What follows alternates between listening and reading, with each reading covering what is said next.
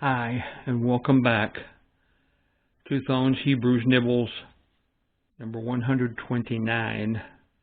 By faith they overcame. Section 1, part 2 of 7. And this is also about Rahab, as last time was, but this is about how she persevered.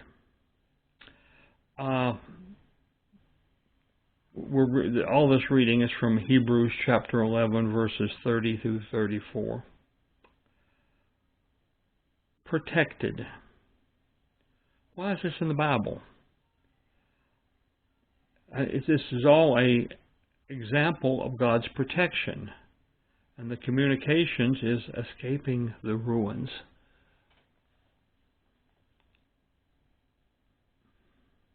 Application to me. A brief commentary by Irenaeus,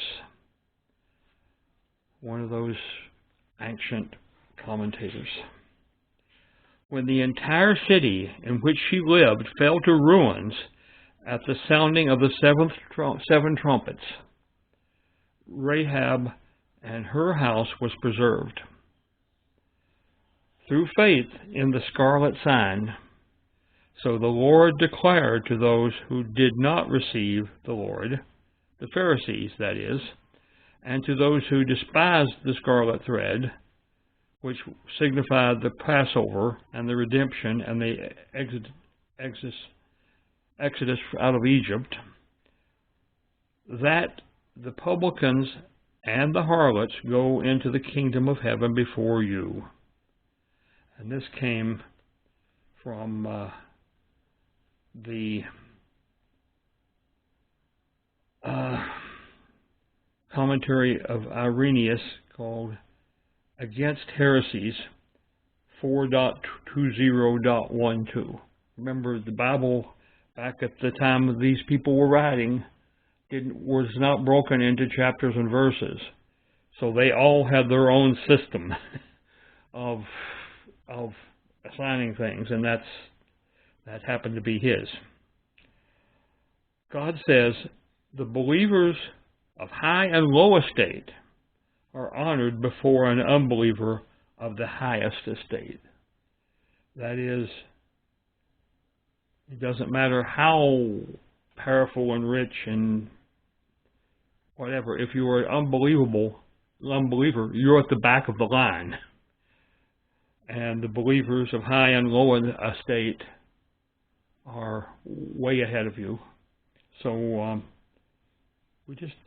we need to think about that it isn't what the earthly people think we are, rich, famous, talented, whatever.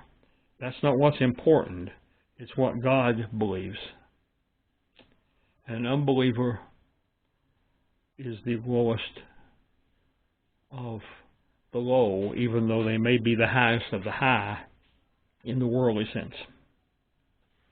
My response: Lord, thank you for showing the way you can make seemingly impossible the impossibility of guaranteeing the safety of one dwelling and its contents in the midst of a total calamity all around it.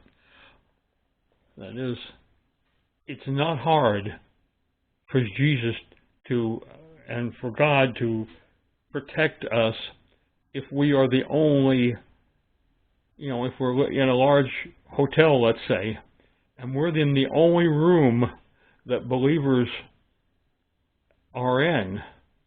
He can take down the rest of the hotel and leave our one room alone, because nothing like that. It seems impossible in our physical sense, but it's quite easy for God. And what's easy for God is good for us. And that's basically everything. We just need that belief. We'll talk to you next time.